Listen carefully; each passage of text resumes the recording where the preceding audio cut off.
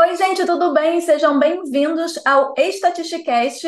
Eu sou a professora Fernanda Maciel e esse é o meu podcast de estatística e dados. E aqui eu trago profissionais que falam sobre áreas de dados, de estatísticas, de negócio, pessoas das mais diversas áreas relacionadas ao mundo dos dados, para você que está começando nessa área, você que quer entrar nessa área, ou você que já está nessa área e quer se atualizar. Então, você pode se atualizar com os profissionais que eu trago aqui. O convidado de hoje é o Ale Saito. Ele é professor de análise de negócios e criador de conteúdo e está aqui para falar com a gente hoje sobre esse mundo da análise de negócios, né? O que que é isso e por que que a gente precisa saber, a gente que está interessado nessas áreas de dados. Ale, seja muito bem-vindo ao Statisticast e agora, com as suas palavras, se apresente aí para o pessoal. Bom, olá, Fernanda. Olá, todo mundo que está acompanhando a gente. Bom, primeiro eu queria agradecer o convite, né? Falar que é uma honra estar aqui no podcast, gravando aqui com vocês. E, bom, me apresentando aqui rapidinho, eu sou Ale Saito, eu sou de São Paulo, eu sou engenheiro de formação, então eu me formei em engenharia mecatrônica na Unicamp. Trabalhei como consultor estratégico em uma consultoria, como analista de negócios sênior na Farfetch, que a Farfetch, não sei se vocês conhecem, mas é a maior plataforma global de online de moda de luxo do mundo. Então, seria como se fosse uma Amazon, só que vende moda de luxo. Então, vende produtos da Prada, da Gucci, Dolce Gabbana e várias dessas marcas. E agora eu estou na frente da Educa Negócios, dando aulas sobre análises e apresentações de negócios. Então, eu tenho um curso que eu formo diversos alunos ali, explicando desde a parte da definição do problema de negócio até a parte de estruturação, as análises, a proposta de soluções, né, e a apresentação para os executivos. E também eu faço produção de conteúdo em vários canais, né, tanto no YouTube, no Instagram, no LinkedIn e recentemente no site também que a gente começou a fazer. Ale, então vamos falar sobre isso. O que que faz um analista de negócios? O que que essa pessoa faz, o que que ele trabalha e, de repente, alguma ferramenta que precisa? Certo. Bom, o analista de negócios, a função principal dele é ajudar a resolver problemas de negócios por meio de análise. E até um ponto que é importante aqui, né? Porque o foco principal do analista de negócios não é fazer as análises em si, mas é ajudar a resolver esses problemas. A análise em si é mais um meio, né? Uma forma como ele vai utilizar para conseguir resolver esses problemas. Então, por exemplo, imagina que um executivo ou até um cliente de uma empresa, ele chega com algum problema de negócio, então que as vendas da empresa estão caindo. Aí esse analista vai chegar, vai tentar entender esse problema, né? Quais que são as alavancas que estão afetando esse problema de negócio, vai estruturar ele, fazer algumas análises de dados em cima disso, propor soluções e apresentar para esses executivos e para esse cliente. Então, basicamente, esse é o papel ali do analista de negócios. E aí, no caso, envolve tanto ter essa experiência, né, com a metodologia de resolução, então resolver de maneira analítica, de maneira crítica, né, bem metodológica, passo a passo, e também algumas ferramentas de trabalho, o básico seria o Excel e o PowerPoint, né, então para fazer as análises e montar as apresentações. Alguns casos de alguns analistas de negócios também podem ter que ter uma ferramenta de manipulação de dashboard, né, de visualização. Então, pode ser um Power BI, um Tableau, aí vai depender muito da empresa que o analista está trabalhando. E também pode ser que ele também tenha que mexer com extração de dados. Então, às vezes, você vai ter um profissional de dados, né?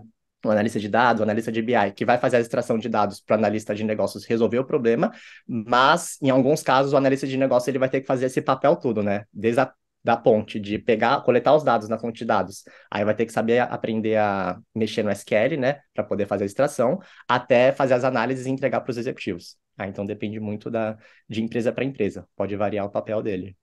Como nas áreas de dados também, né? A gente tem analista de dados aí, que eles só analisam os dados, e tem analista de dados que eles fazem o trabalho de engenheiro, de analista e cientista, né? A gente vai falar sobre isso depois, mas eu queria saber como é que você entrou nesse mundo, né? Você se formou em engenharia e como é que você foi parar na área de negócios? O que que aconteceu? Tá. Bom, na verdade, até algumas pessoas estranham, mas é relativamente comum acontecer isso. Não sei se é aí nos Estados Unidos também, mas aqui no Brasil acontece bastante. A maioria dos meus colegas que se formou com engenharia não trabalha em engenharia, né? Mas no meu caso, quando eu entrei em engenharia mecatrônica, a minha ideia era trabalhar com engenharia, só que no meio do curso eu conheci uma extracurricular, que é chamada Empresa Júnior, que eu não sei se o pessoal também conhece, mas é basicamente uma empresa que é gerida pelos próprios alunos do curso. E aí cada curso tem o seu, né? E aí, no caso, a empresa que eu trabalhava, a empresa Júnior, eram serviços de engenharia mecatrônica. E aí, dentro dessa empresa júnior, eu comecei a ter mais contato com a parte de gestão e de negócios, mais do que na parte técnica. E aí, lá dentro, eu acabei fazendo carreira. Então, eu fui assessor, diretor, presidente da empresa júnior e até conselheiro. Fiquei 4 anos lá dentro. E aí, foi lá que eu decidi que eu não queria seguir com a parte de engenharia e queria seguir com a parte de negócios em si. E aí, teve um dia que um aluno de um outro curso lá da Unicamp, ele fez uma palestra falando sobre carreiras, né? E a carreira que ele estava seguindo era a carreira de consultoria estratégica. E aí, nessa área de consultoria estratégica, ele explicou que esse profissional, né, ele basicamente resolve problemas estratégicos das grandes empresas, né, de diversas empresas. Então, se uma empresa ela está querendo expandir internacionalmente para outras regiões, esses consultores, eles vão chegar lá, tentar entender esse problema, propor algumas alternativas, né, de maneira estratégica, e aí fazer essa proposta de solução para essa empresa. E aí eu achei isso genial. Eu falei, não, é isso que eu quero trabalhar. Inclusive, até consultoria estratégica é um ramo que é bem valorizado no mercado de trabalho, né? Então, é quase que um selo ali de qualidade no profissional de analista de negócios. Então, eu acabei decidindo que eu queria seguir por essa área e eu comecei a estudar bastante sobre case de negócios, que é uma das etapas mais desafiadoras no processo seletivo do analista de negócios. E aí eu fui estudar, né? Eu achei que eu estava preparado, eu comecei a fazer várias entrevistas, só que eu comecei a ser reprovado, porque as entrevistas eram muito difíceis.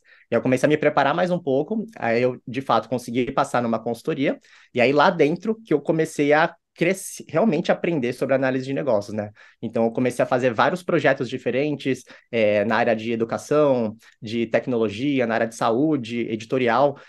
Então, independente do qual ramo que era, de qual indústria que era, eu acabava tendo que aprender rápido, né, sobre aquela indústria, e a exposição era muito grande, porque eu tinha que apresentar para os executivos. Então, de longe, eu era o mais novo da sala de reunião, porque era eu, às vezes como estagiário, e tinha lá o CEO e o CFO da empresa, que eu tinha que fazer as apresentações, né? Então, foi bem desafiador, mas também deu um salto enorme na minha carreira. E aí, depois da consultoria, né, que eu fiquei como estagiário e analista júnior, eu acabei sendo chamado para trabalhar na Farfetch. Aí, lá na Farfetch, eu acabei fazendo análise também para diversas áreas. Então, na área de marketing, na área de estratégia, comercial, private client também. Então, bem híbrido ali, bem flexível, né, em várias áreas também, funcionais. E aí, na Farfetch, depois que eu fiquei uns 2 anos e meio, eu comecei a ter aquela crise de carreira ali, de começar a pensar proposta de vida, e aí eu comecei a ver que a indústria de moda em si não era muito alinhada com o que eu acreditava para mim, né? Não era nada contra quem gosta de moda, mas não tinha nada a ver comigo. Eu nunca liguei tanto para essa parte de moda, e aí eu comecei a buscar mais alguma coisa que tivesse relacionado com algo que era mais alinhado com os meus valores e com o meu propósito, né? E aí eu comecei, e uma coisa que eu sempre gostei foi essa parte de educação. Então, eu acredito muito que a educação e conhecimento é uma coisa que consegue mudar a vida das pessoas, né? Então, você mesmo deve saber, né?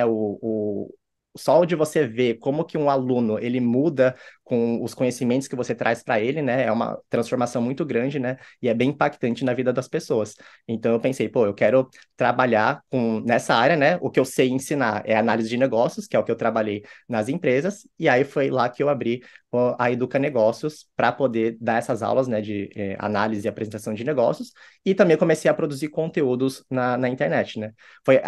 Eu dei uma resumida aqui, mas nesse meio eu tirei um sabático de 1 ano, então eu pedi demissão, tirei um sabático, e aí eu comecei a empreender na Educa Negócios, né, e eu comecei também produzindo conteúdo antes, então meio que eu fui vendo se era uma demanda que o pessoal tinha, né, fui postando coisa no YouTube, e aí eu vi que à medida que eu ia postando conteúdos, o pessoal foi se interessando.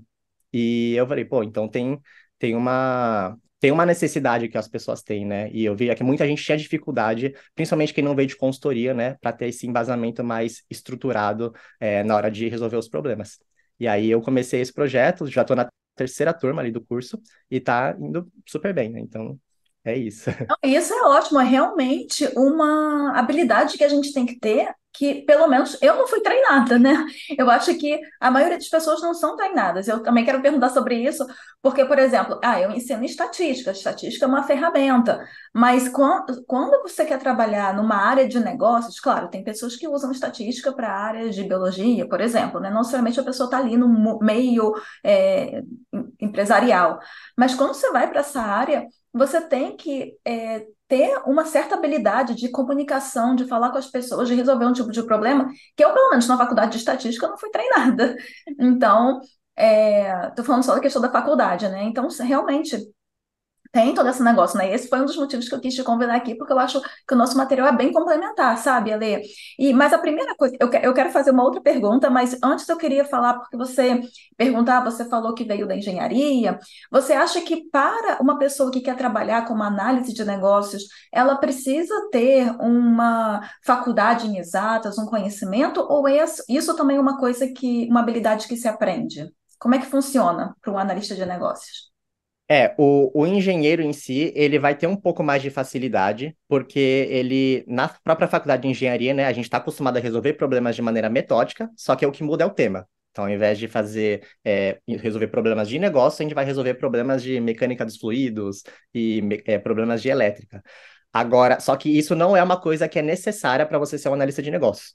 Inclusive, tá uma tendência, alguns anos já, das empresas não colocarem uma faculdade em específica ou um curso em específico para você ser um analista de negócios. Inclusive, até o Nubank, várias outras empresas grandes, elas já falaram isso abertamente, né? Então, elas aceitam alunos de diversos cursos, inclusive até isso dá mais diversidade de pensamento e de background, né? Dentro das empresas. Mas hoje em dia o que mais atrai é engenheiros, pessoal da administração, né, em números, mas não é estritamente necessário.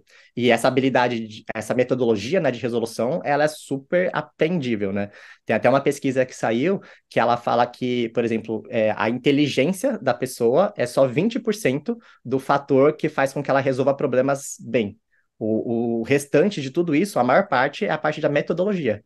E a metodologia é uma coisa que as pessoas conseguem aprender.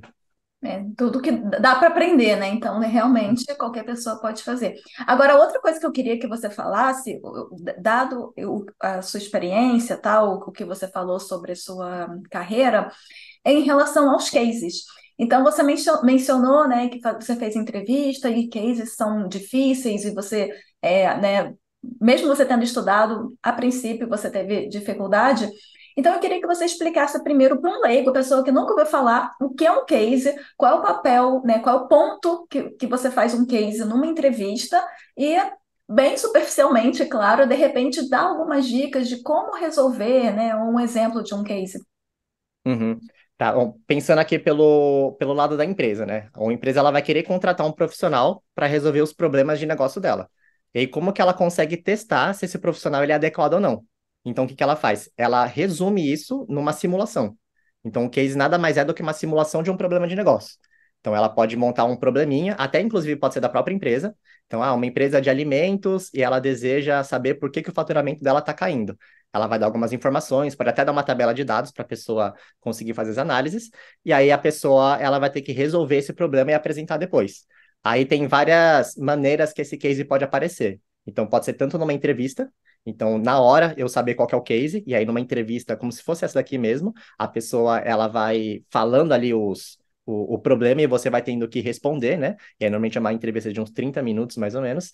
E pode ser também em dinâmica de grupo, então juntam um pessoal para resolver um problema junto, e isso até é bastante famoso em programas de trainee. Ou pode ser que a pessoa tenha que resolver em casa. Então, o recrutador manda por e-mail para a pessoa, ela estuda o case, resolve e aí marca um dia para poder apresentar. Então, tem várias maneiras que o case ele pode surgir para o candidato ter que resolver. E aí o processo, né, a etapa de resolução, ele é meio que tem um passo a passo que é a mesma metodologia que de resolução de um problema de negócio. Então a pessoa ela vai receber o case e aí vai ter um problema. E aí é normal que o candidato ele se assuste, porque muita gente, inclusive, nunca resolveu o case na vida, né? Então não sabe como começar. Mas a ideia é você entende bem o problema, tem uma definição ali do problema, né? Ver qual que são as partes interessadas naquele problema, qual que é o objetivo principal daquele problema. Muita gente até acaba desviando do foco do objetivo do case, né? Isso é um erro bem comum. E aí depois você estrutura ele.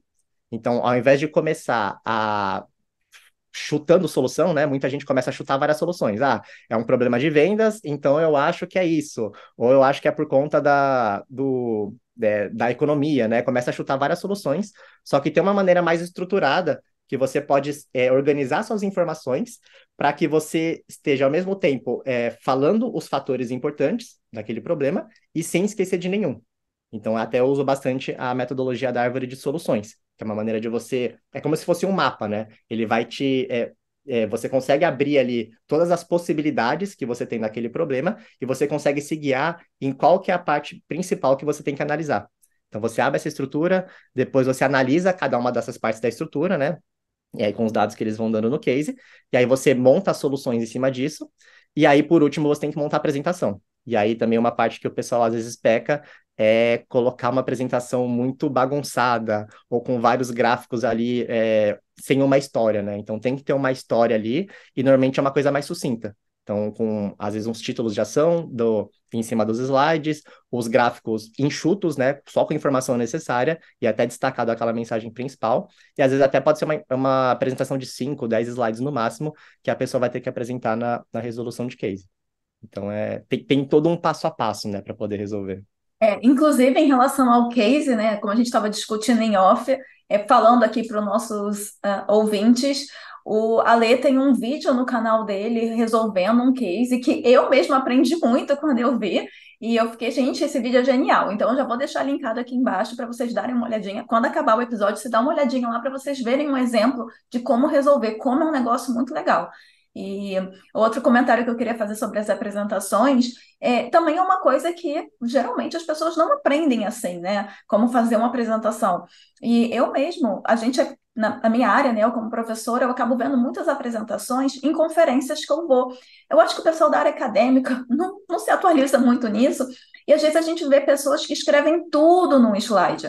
Eu acho que a pessoa fica assim meio insegura, tal, e ela com medo de esquecer, ela acaba, é assim, do teto ao chão, palavra, mas ninguém vai ler aquilo, né? Então fica muito confuso e fica até feio também, né? E você tem algumas diquinhas, assim, sobre apresentação? Tipo, gente, não faça isso. Dois pontos. Uhum. Tá, primeiro, né? Acho que você tocou num ponto principal, né? Que as pessoas, elas às vezes só colocam os tópicos, né, da informação lá e deixam o negócio muito poluído.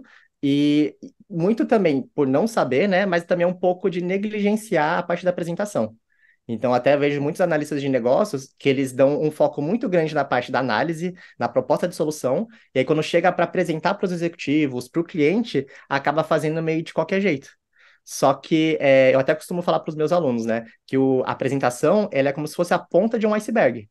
Então, você tem lá a base do iceberg, a maior parte do processo, né, é realmente fazer as análises em si, só que a única parte que está visível para as pessoas é a apresentação. Então, se você não mostra para as pessoas, faz uma apresentação caprichada, vai dar a impressão de que a análise que você fez não foi caprichada também, né? Então, é isso que as pessoas. Vai ser a sua vitrine, né? É a forma como você expõe suas ideias dentro da empresa. Então, tem esse ponto de ser muito importante fazer as apresentações, né? E outro erro também que é bastante comum é as pessoas começarem com os slides. Então, começar produzindo o slide pelo slide. Só que tem todo um outro passo a passo antes que você tem que fazer, antes de fato começar a abrir o PowerPoint, né, e começar a montar os slides. Que é você entender o contexto antes da apresentação, né? Então, se você vai fazer uma apresentação para executivos, é uma linguagem diferente. Normalmente, para executivos, é a linguagem top-down que a gente usa, que é você fala a solução primeiro e depois você quebra nos argumentos de suporte. Se você vai falar com gerentes, por exemplo, normalmente eles querem saber mais das táticas e do plano de ação para você chegar naquela solução. Então, você vai dar uma ênfase diferente. E aí, dependendo do público, dependendo do contexto da apresentação, você vai ter que usar uma linguagem e uma estrutura argumentativa também que é diferente, né, para esse público. E aí, depois que você viu o contexto, aí você tem que ir para a parte de estruturação da apresentação. Então, aí você define qual que é a estrutura argumentativa que você vai utilizar, quais são as sessões que você vai organizar, né? Então, se começa com sumário executivo, vai com contexto, se coloca um apêndice no final, né? Os próximos passos, você organiza tudo isso como se fosse o esqueleto, né? Então, você parte do macro, aí depois você monta a linha de história, né, para apresentação. Então, antes de montar os slides, né, você vai montando ali quais são as mensagens que você quer entregar, e todas construídas numa linha de raciocínio, né, que una todas elas. E aí, por último, que você vai lá e monta os slides. Então, é dentro de cada mensagem que você construiu, é que você vai montar uns slides, né, que vão encaixar com aquela mensagem. E aí tem também uma estrutura, né, que a gente usa, que é a estrutura da pirâmide, que é você começa com a mensagem principal em cima do slide, e aí você desce com as informações que dão suporte para aquela informação. E ali vai embaixo, né? Tanto os gráficos, então você saber escolher os gráficos certos para aquela apresentação, os que comunicam melhor a sua mensagem, como que você destaca aqueles gráficos, né?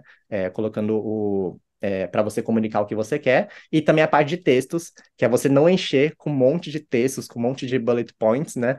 E de fato você conseguir ser enxuto e até dar mais ênfase nos dados, né? Nos gráficos e tabelas, do que na parte de texto em si. Que aí o texto fica mais como um suporte. Então, a parte de montar o slide em si é por último. Tem todo um outro passo a passo antes para você conseguir fazer as apresentações. Legal, e esse passo a passo você faz como? Papel e caneta? Papel e caneta. Tem gente que usa outros tipos de esquemáticos, mas eu rascunho no papel e caneta mesmo, vou escrevendo ali, faço uns rascunhos no. Às vezes até começo a rascunhar no PowerPoint mesmo, e aí só depois que eu passo a limpo. Ah, legal. Eu já ia falar, gente, eu começo pelo PowerPoint, só que eu começo como um rascunho também. Eu faço, não, esse slide primeiro, esse por último, eu vou trocando, mas eu acho que eu deveria começar a usar mais papel e caneta para estruturar. Eu já gostei, ó, já tô aprendendo aqui. Agora, Uhum. outra coisa que eu queria saber também, Ale, nessa sua carreira, né, como até professor, né, de analista de negócios, ou até como na sua fase de consultoria, mas eu gostaria de saber de você qual que foi o seu maior aprendizado nessa área e o que que mais te surpreendeu? Tá. Bom, um dos maiores aprendizados que eu tive na minha carreira foi logo no comecinho dela, então como estagiário lá na consultoria, que nem eu disse, eu comecei como estagiário, eu tinha acho que uns 22 anos, então era muito novo, e eu sentava ali na mesma mesa que vários C-levels, né, então CEO, CFO, conselheiros, e aí eu ficava me indagando, né, o que que eu tô fazendo aqui nessa sala de reunião? Porque eu tava por exemplo, o primeiro projeto que eu fiz foi para uma indústria de tecnologia. As pessoas lá, eles sabiam muito mais daquele setor que eu, eles tinham muito mais dados do que eu, muito mais experiência de negócios, e eu que tinha acabado de entrar, eu estava fazendo uma apresentação, mostrando oportunidades de mercados que eles tinham para conseguir expandir. Então, como que eu iria fazer isso, né? E aí, uma coisa que eu aprendi na consultoria é que não bastava os executivos eles saberem muito da indústria e eles terem os dados disponíveis, mas era a forma que eles estruturavam aqueles dados para chegar nas soluções. Então eu vi que muito do papel da consultoria era isso, né? Tem até gente que brinca de maneira até meio pejorativa, né? Que fala que o consultor, ele pega o relógio do cliente para falar que horas são. Mas colocando aqui por cima, basicamente você pega os dados que o cliente tem, até pode buscar outras fontes de dado, mas é a forma que você estrutura tudo aquilo, né? É o que acaba trazendo mais insights. Então, às vezes, você coloca num framework diferente, até coloca numa árvore, você abre um olhar que eles não estavam vendo antes. E até a forma de ser mais criterioso na hora de escolher alternativas, né? Ou quais critérios que você vai utilizar para, por exemplo, fazer uma expansão. Então, esse é o valor que você vai agregando dentro dos projetos. E aí, quando eu percebi isso, e que era uma metodologia que é replicável, e aí eu comecei a ir bem nos projetos, né? Então, eu sentia mais segurança, né? Então, não importava se era da área de saúde, se era da área de tecnologia, se era no varejo, era basicamente usar esse poder de estruturação, né? Entender ali como as informações se conectam para conseguir propor soluções de maneira mais lógica. Então, acho que de longe esse foi o maior aprendizado que eu tive e até o que mais me surpreendeu, né? Que deu para gerar insights para executivos que eram mais experientes do que eu. Você diria que essa metodologia, ela acaba sendo como se fosse assim, uma receita de bolo que você pode adaptar para várias áreas ou não tanto? Sim, ela tem uma receita, né? É como se fosse assim, você tem um passo a passo macro, mas que você vai ter que adaptar para dependendo do projeto que você tá. Então, se você vai fazer uma análise para uma indústria química, vai ter um passo a passo que você vai ter que fazer. Agora, para farmacêutica, pode ser que você tenha que fazer algumas adaptações. Se você vai resolver para um problema de lucro, vai ser de um jeito. Agora, para um problema de corte de custos ou de expansão, vai ser outro, mas os passos macros, eles se replicam, né? Então, a ideia de estruturar, né? E aí, por isso que eu gosto bastante de falar para o pessoal aprender a essência do método. Então, não você decorar. Então, por exemplo, não chegar e falar assim, vou usar na análise SWOT ou vou usar o framework tal. Então, não gosto que as pessoas façam isso, porque eu sei que ela viciou e só sabe resolver esse tipo de problema. Quando você pensa pelos princípios daquele problema, você consegue ter muito mais flexibilidade. Então, dependendo, não importa qual tipo de problema que vem para você, você consegue pensar ali do zero e aí chegar num raciocínio para aquele problema de forma personalizada. Tem até alguns livros, né, de cases que falam para você decorar algumas estruturas, mas aí até para os meus alunos eu falo para não fazerem isso. Pensa o problema do zero e cria a sua própria estrutura, que isso te dá muita mais liberdade de conseguir resolver o problema. Mas isso vem com prática, né? Assim, com experiência. Então você tem que realmente praticar bastante, resolver muito case, até que você meio que aprende a estruturar, né, um problema. Mais ou É, menos. não, no começo não é fácil. Nos meus primeiros 20 cases eu ainda estava tendo dificuldade, mas você vê que depois que você resolveu uns 5, você já começa a pegar o jeito. Então Uhum. você já vê como é que funciona, né? O primeiro você vai sofrer, o segundo também, mas aí depois você vai vendo que segue mais ou menos uma linha de raciocínio.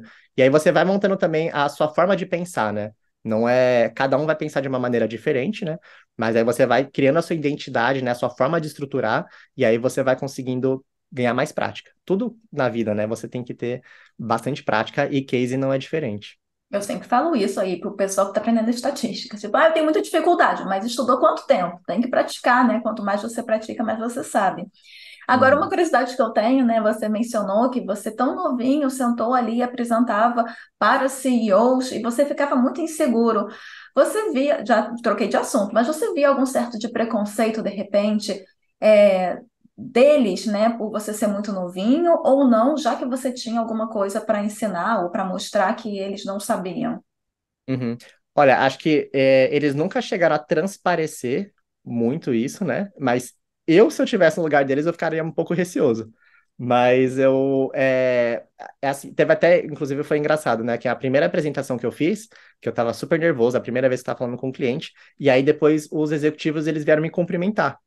Então, era uma coisa que, assim, eles sabiam que eu era estagiário e que eu estava no começo de carreira, né? E aí eles cumprimentaram pela forma de apresentação, de que acho que está acima do que eles esperavam de uma pessoa júnior ali que está apresentando, né? Então, por mais que tenha um pouco desse estigma, dependendo do lugar que você vai, né, apresentar, mas tem também a parte positiva, de eles entenderem, né, que você está no começo de carreira, só que mesmo assim você consegue entregar insights para eles, né? E é claro, sempre tinha um sócio ali atrás para poder dar o suporte, né? Então não era só largar eu no meio dos leões, mas era também aquele suporte por trás.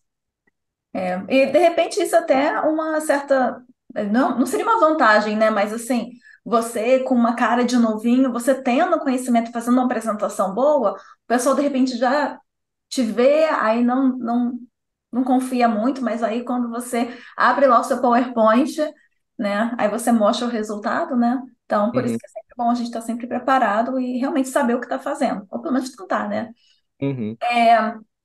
A minha, a minha próxima pergunta para você era em relação à apresentação. Você já falou um pouco sobre isso, mas fala um pouquinho mais como que a gente pode fazer uma apresentação de análise de dados, né? A questão da estruturação, de repente, você falou sobre, né, saber o gráfico que escolher, não colocar muito texto, Uhum. né? Então, assim, começo no papel e caneta, faço minha apresentação ali, e aí passo para o PowerPoint. Isso. Então, primeiro, fazer aquela leitura do contexto, né? Então, entender para que público que você está apresentando. E até, por exemplo, fazendo uma comparação entre o público executivo e até a nossa comunicação do dia a dia. Que eu costumo até falar que a comunicação que a gente tem para os executivos, ela é até o contrário da lógica que a gente faz para o dia a dia. Então, na comunicação do dia a dia, a gente está tá acostumado a falar primeiro os detalhes das coisas, e aí depois que a gente parte para a conclusão. E até é uma forma de você criar suspense, né? Então, nas novelas, nos filmes, nos seriados, você vai falando assim o decorrer dos fatos, e só no final você sabe qual personagem que morreu, que não morreu, né? Se o personagem casou com alguém ou não. Só que na apresentação executiva você não pode criar esse suspense. Então você tem que ser mais direto, né? Então normalmente você começa com a solução que você está propondo e aí depois você vai quebrando nos argumentos que vão suportar aquilo, né? E aí não sendo exploratório, eles não vão querer saber qual foi o passo a passo que você seguiu para fazer a apresentação, mas eles querem saber o explanatório, né? Então você explicar por que que você está recomendando aquela situação. Independente se você pesquisou 10 mil bases de dados ou se você entrevistou não sei quantos clientes, eles querem saber por que que você está recomendando aquela sugestão, né? Então, você tem que fazer esse embasamento. Então, você define ali a estrutura argumentativa que você vai utilizar. Então, eu vou pensar, por exemplo, público executivo, eu vou ter uma reunião aqui de uns 15 minutos, muito rápida, e eu vou apresentar essa solução para eles de onde a gente deve expandir para no próximo trimestre, né? E aí eu monto ali uma recomendação, eu coloco isso logo no começo, e aí os próximos slides, eles vão ser slides de suporte, para falar, para suportar, né, aquele slide principal que eu falei para eles. E aí, feita essa estrutura, então eu meio que montei o esqueleto. Eu ainda não comecei a fazer o slide, né? Mas eu meio que montei a estrutura da argumentação. E aí depois eu vou falar assim, se é pra um público executivo, então eu vou colocar um sumário executivo no começo, que é para eles, em uma página, conseguirem saber do que se trata a apresentação. Vou colocar um contexto também, porque eu sei que nem todo mundo ali na reunião está a par do que está acontecendo direito. Vou colocar uns próximos passos no final da apresentação, que é para tornar os insights acionáveis. Então aí você já sai com insights que consigam ser implementados. E eu vou deixar no apêndice ali no final alguns slides que é para dar um backup, né? Então, se a pessoa quiser saber mais informações, ela pode acessar o apêndice como backup. Então, aí você montou o esqueleto, né? Ainda não coloquei o conteúdo, mas eu mais montei a estrutura da apresentação. Aí depois você vai lá e monta a história. Então, ali na história, qual que é a história que eu vou contar? Que a minha recomendação é de entrar no mercado tal, e aí vai ser por conta disso, disso e disso. Então, meio que eu vou criando as mensagens que eu quero passar. E isso suportado por conta disso, disso e disso. O mercado está crescendo, tem poucos concorrentes, e aí eu vou criando toda ali a história por trás, e aí no final a gente vai lá e vai montando os gráficos, né? Então eu escolho qual gráfico que suporta essa mensagem do crescimento do mercado, qual dado que suporta essa mensagem dos concorrentes, que é uma baixa concorrência. E aí eu vou escolhendo qual gráfico que é melhor para cada situação, vou dando ali um destaque naquelas mensagens, né? E vou colocando os textos de suporte para poder agregar mais valor na apresentação. E a parte visual, né, de dados, principalmente gráficos, né, ela já conta muito da história da apresentação do que os textos. Então, se você já usa bastante gráfico e você fala, né, você apresenta para as pessoas, já é mais do que suficiente ali, não precisa encher de muito texto lá na apresentação. Então, até deu uma resumida aqui, mas esse é meio que o passo a passo, até dando um exemplo de como que eu montaria uma apresentação, né? E aí depois você vai para o PowerPoint. Aí você vai montando ali cada uma dessas etapas os slides. E outra pergunta que eu tenho é, o seu público, né, os seus alunos, eles são mais pessoas assim que estão trabalhando com análise de negócios em uma consultoria ou numa empresa ou para si mesmo? Olha, é bem diverso, viu? A primeira turma, eu achava que ia ser só analista de negócios. Tanto é que o nome do meu curso era Analista de Negócios na Prática. Só que aí, logo na primeira turma, já começou a vir analista de dados, cientista de dados, consultor estratégico, gerente que tinha feito MBA. Então, começou a surgir um público bem diverso. Porque até essa metodologia, né, ela é aplicável para vários cargos diferentes, né? Quem que não tem que resolver problemas de negócio dentro da empresa? E aí, depois disso, eu fiz uma leve mudança no nome do curso, né? Ficou Análise de Negócios na Prática, e aí eu comecei a abranger mais pessoas diferentes. Então, é um público muito diverso, de várias indústrias diferentes, e até tem aluno de 18 anos e tem aluno de 55 anos. E todos eles estão aprendendo bastante. É, eu perguntei isso porque uma dúvida, se eu trabalhar numa consultoria, por exemplo, não só eu vou usar os dados do meu cliente, mas eu preciso ter um entendimento da indústria, né, dele. E o quanto que você precisa se aprofundar para saber. Uhum. Tá, quando a gente vai entrar num projeto, a gente tem que fazer um estudo muito grande de entender a indústria do cliente, né? Só que tem uma parte de você explorar um pouco ter um entendimento básico, né, do que está acontecendo, mas o estudo que você vai fazer da indústria do cliente, ele também tem que ser um pouco direcionado com base no que você precisa. Então, até antigamente, as consultorias estratégicas, elas faziam uma abordagem de primeiro entender tudo da indústria, tudo do negócio, para depois recomendar as coisas. Só que eles viram que fazendo essa abordagem, eles perdiam em torno de 60% dos dados. Então, basicamente, tudo que eles coletavam, 60% era jogado fora porque não era utilizado. Eram só dados interessantes. Então, eles começaram a mudar a abordagem. Eles passaram a primeiro estruturar o problema em cima do que ele precisa, né? E aí só coletar os dados daquilo que realmente é necessário. E aí, com isso, as consultorias começaram a ter mais eficiência. Então, você faz uma leitura ali só para saber a dinâmica do mercado, mas depois você coleta os dados e entende, né, só para aquele tipo de problema. Então, se precisa de dado de mercado, para a parte de concorrentes, eu vou buscar aquilo. Se eu não precisar, eu não vou olhar dados de fornecedor, ou não vou olhar dados de outra coisa que não tem a ver com o meu problema. Porque senão não tem fim, né? Senão você pode ficar pesquisando, pesquisando, pesquisando, que aí nunca vai acabar. Né? E também, outra coisa, no comecinho da nossa conversa, você estava falando, né, que tem pessoas que são analistas de negócios, e eles fazem isso, e tem pessoas que são analistas de dados e também fazem isso, né?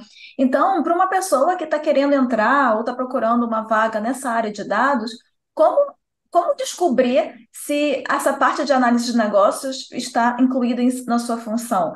De repente, pela vaga ou na entrevista você fala sobre isso, ou de repente, se te derem um case, já é ali um sinal que você vai trabalhar com isso? Como que você diria? Acho que pelos requisitos da vaga, se a descrição tiver bem feita, né, você vai conseguir já sentir como que é. Então, se tiver uma coisa mais técnica da parte de dados, então mais montar visualização de dados, coletar dados, né, extrair dados, fazer o tratamento dos dados, vai estar uma parte mais ligada de analista de dados. Agora, se for muito de extrair insights para dar recomendações para os executivos, montar apresentações com soluções de negócio. Então, muito num viés de resolver problemas de negócio e apresentar, aí vai ter mais uma parte de analista de negócios. No caso, quando eu trabalhei na Farfetch, eu fazia um pouco dos dois.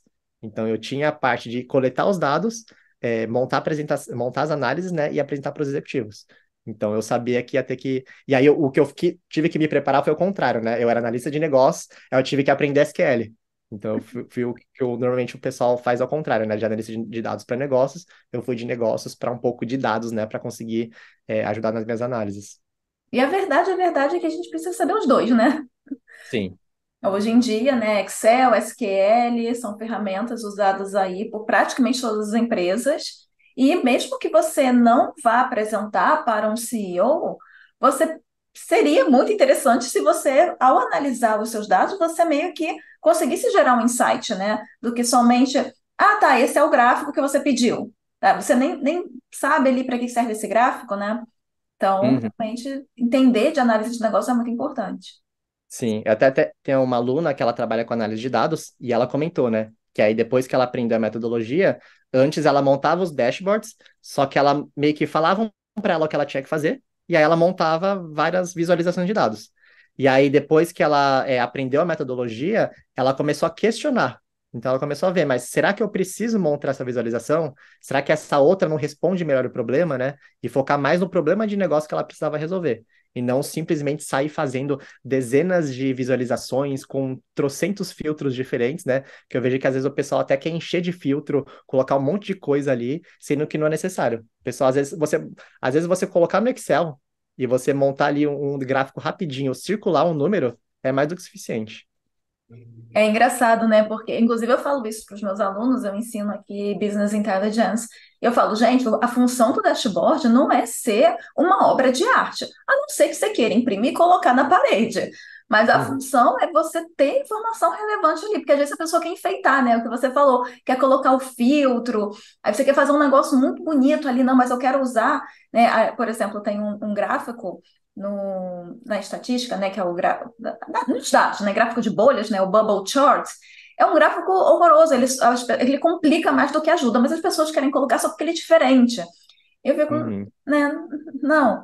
Então, Enfeitou. eu falo, não, você tem que trazer a informação ali que é necessária. Claro, você vai prestar atenção naquela questão da visualização, né, até uma questão neurológica nossa, de seres humanos, né, ter uma cor que faz sentido, né, algumas pessoas têm deficiência de visualização de cor, então prestar atenção nisso, mas também não é fazer um negócio feio, mas também não é enfeitar muito.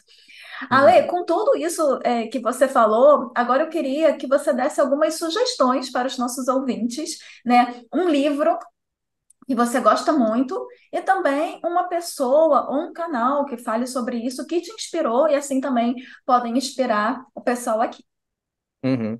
Tá, de livro, eu vou falar um livro que eu gosto bastante. Ele não tem a ver tanto com análise de negócios em si, mas eu gostei bastante porque ele abriu minha visão para a forma como eu enxergo tanto o mundo, assim, no geral, né? E até tem consequências na parte de análise de negócio. Então, é uma coisa meio indireta, que é o livro Sapiens, que até, acho que, inclusive, eu fiz um post sobre ele no LinkedIn, Sapiens, Uma Breve História da Humanidade. E aí ele foi escrito pelo Yuval Harari, e ele, basicamente, ele conta a história da humanidade desde os primórdios, ali, dos primeiros seres humanos, até agora, como a gente está hoje. E o que me chamou mais atenção nesse livro é que ele dá uma visão de longo prazo da humanidade. Então, e até uma coisa que a gente vê, por exemplo, a gente está na nossa função, a gente tem uma visão muito limitada das coisas, né? E a gente perde um pouco essa visão do longo prazo. Então, quando você tem essa visão mais de longo prazo das coisas, você vê como as coisas evoluíram, demoraram para acontecer, você começa a enxergar padrões. Então, até ciclos de mercado, quando você enxerga que vai mudando, né? Você consegue enxergar alguns padrões. Sendo que quando a gente está numa bolha ali, você só consegue ter essa visão limitada. E outra coisa é que ele vai trazendo, explicando por que de algumas coisas serem do jeito que é hoje em dia. Então, por que que os seres humanos, eles são a espécie mais dominante do planeta Terra? Por que que as religiões, né, elas tiveram uma forte influência na humanidade? Por que que o ser humano é tão ligado ao dinheiro? Por que que ele é tão ligado à nação, né, à questão de nação? E aí você começa a entender como o ser humano pensa, de uma certa forma. E isso a gente se relaciona com seres humanos todos os dias. Então, até numa empresa, para você montar uma apresentação, você sabe como que você engaja, até a parte de contar histórias, né? Então, você montar uma apresentação com o formato de história, né? Tão bom storytelling, é por conta do ser humano ele gostar de histórias. Então, é por conta disso, está na nossa raiz, né? De sobrevivência. Então, acho que é um livro que me ampliou a visão, né? Não necessariamente é sobre análise de negócios, mas você consegue tirar vários insights ali para vários campos da vida. E um canal que me inspirou também foi também não tem a ver com a parte de análise de negócios, mas tem a ver com a parte de produção de conteúdo ensinando alguma coisa, que é o canal do Pedro Sobral. Que aí não sei se você conhece, o pessoal também não sei se conhece, mas ele é um produtor de conteúdo que ele ensina as pessoas a fazerem anúncios online. Só que o que eu gosto bastante é a consistência que ele tem, então admiro muito ele como pessoa. Ele faz lives semanais no YouTube, inclusive acho que tá na 250 e pouco, não sei. Ou seja, tá uns 5 anos fazendo live toda semana, sem falhar nenhuma. E também o modelo de negócio que ele montou, né? Então, é um modelo de ensino, que, né, assim como eu também faço, você faz, e ele faz uma comunidade de gestores de tráfego, que ele chama, né? Que seriam as pessoas que fazem anúncios online. Então, até uma ideia futuro, né? Eu sigo como inspiração de montar essa comunidade de analistas de negócio. Então, juntar vários profissionais que estejam interessados em análise de negócios, né? Dar vários conteúdos para essas pessoas, capacitar elas e até fazer uma ponte, né, com as empresas para que elas consigam várias oportunidades no mercado de trabalho. Então, eu uso bastante ele como uma inspiração, até como modelo de negócio. Ai, que legal. Isso é uma pessoa com visão de futuro. Nossa, Visão estratégica. é isso aí. Já usando seu conhecimento de análise de negócios em jogo, né? Obviamente. Hum. Agora, Lê, deixa o convite para o pessoal conhecer o seu trabalho, né? Fazer o seu jabá. Você já falou, né, do seu curso, do seu canal, mas fala mais sobre eles, como funciona, convidando o pessoal para assistir. Uhum. Tá, então o curso que eu tenho, né, hoje em dia é o curso Análise de Negócios na Prática, e aí nesse curso eu ensino toda essa metodologia que eu expliquei aqui no podcast, então desde a parte da definição do problema, como montar essa árvore de negócios, como fazer analisar os dados, né, tirar as conclusões, extrair insights profundos, como montar soluções e o passo a passo para montar as apresentações. Então, eu ensino tudo nesse curso. A próxima turma provavelmente vai abrir no final de janeiro, mas aí eu sempre deixo a lista de espera ali para o pessoal acessar nos meus canais, nas redes sociais, né? E aí, quem quiser os conteúdos gratuitos, até que eu vou dando alguns tutoriais e dando algumas dicas, tem o meu canal no YouTube, que é o Ale Site Oficial, né? Dá para ter agora tem um arroba, né, no YouTube, então Alessite Oficial, e no Instagram também, Alessite Oficial, e no LinkedIn, que é o Alexandre-Saito, que aí o pessoal pode acessar lá para poder pegar os conteúdos gratuitos. E os canais estão todos linkados aqui embaixo. Então, Boa. é isso, Ale. Eu gostaria de agradecer a sua participação aqui. Eu mesma aprendi coisas, aprendi que eu tenho que começar o meu PowerPoint no papel, do que começar, né? Já ansiosa lá, querendo fazer minha apresentação. Mas realmente, né, essa estruturação de negócios é muito importante.